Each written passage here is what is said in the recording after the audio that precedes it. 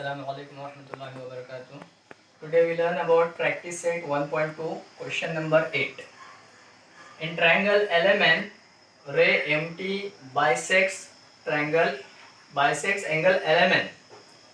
If LM is equal to 6, MN is equal to 10, TN is equal to 8, then find LT.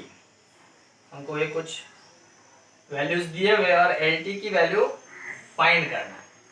तो इसमें MT bisects करता है LMN को, यानी इसमें हमको एंगल बाइसेक्टर थ्योरम हम इसमें यूज करेंगे।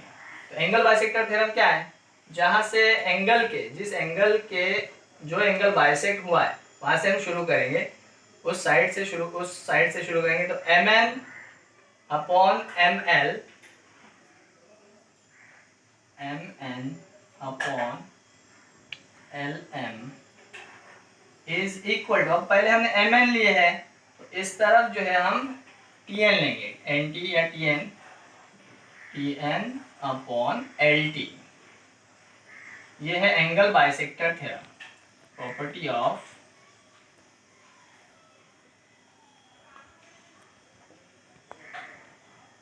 Angle bisector theorem. अब हम इसमें उसकी वैल्यूज रखेंगे। MN कितना है 10 अपॉन LM जो है 6 is equal to TN 8 and LT जो है फाइंड करना है। इसको कैसे करेंगे? क्रॉस मल्टीप्लिकेशन से सॉल्व करेंगे। LT into 10 is equal to 6 into 8।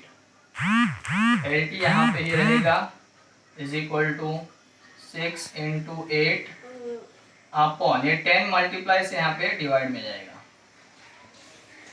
तो हम कैसे भी कर सकते हैं? 8 6 48 अपॉन 10 भी कर सकते हैं, या फिर 2 से कट कर सकते हैं। 2 5 10, 2 3 6, उसके बाद 8 3 24 अपॉन 5।